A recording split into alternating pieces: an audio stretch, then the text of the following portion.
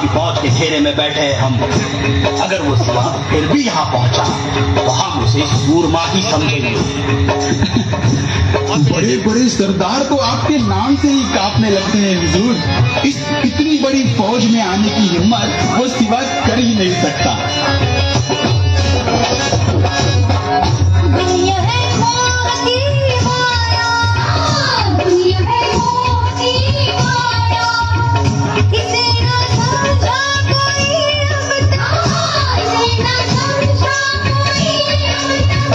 मुश्किल में जान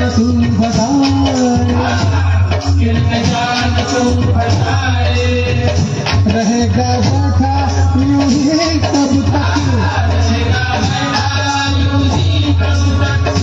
आज अगर लिखा मरना तेरा, गौर से सुन ले मेरे यारा,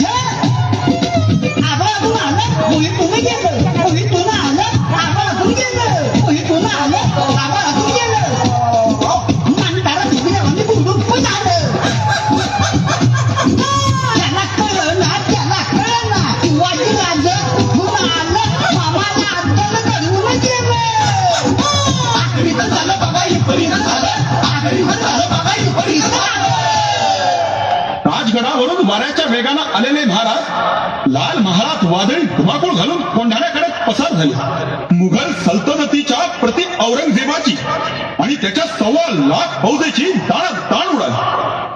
आता मात्र महाराजांना उसंत नव्हती आणि नव्या मोहिमेचा नारळ फोडायचा मान महाराजांनी बहिर्जीला दिला। बहिर्जी नाही, बहिर्जी म्हणजे महाराजांचा तिसरा डोळा।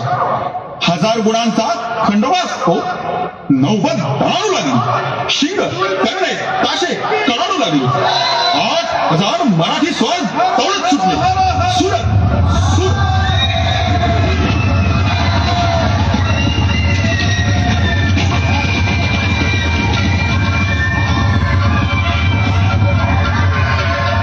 महाराजांनी सुरतेचा सुभेदार इनायत खानाकडे खंडणीची मागणी केली, मात्र खंडणी न देता इनायत खानानं उर्मट आणि मगरुरीचा जबाब पाठवला।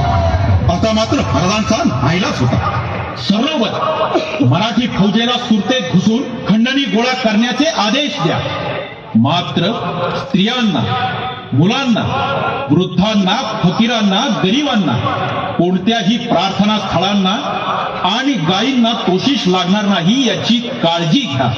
शिवशाहीचा श्रस्ता राखा. जी महाराज. दौलत खान या सुरत शहराच्या बाहेर एका श्रीमंत व्यापाऱ्याचं घर आहे. हयात असताना या व्यापाऱ्यानं खूप दानधर्म केला, लोकांना अतिशय उपयोगी पडला. आता मात्र त्याची विधवा स्त्री आणि मुले आहेत. दौलत खान, तुम्ही जातीनिशी त्या घराच्या संरक्षणासाठी जा. आपल्या फौजा सुरतेत असे पावेतो त्या घराला कोणताही धक्का लागू देऊ नका. आपल्या बहिणीसारखी त्यांची काळजी घ्या. जी हुजूर. पंत, 12 दिवसांची आमची मसलत आज पार पडली. आमचे सुरतेशी वैयक्तिक वैर काहीच नाही. शाहिस्ते खानानं सतत 3 वर्ष आमच्या मुलखाची बर्बादी केली, कत्तल केली. त्याची भरपाई म्हणून आम्ही सुरतेवर आलो.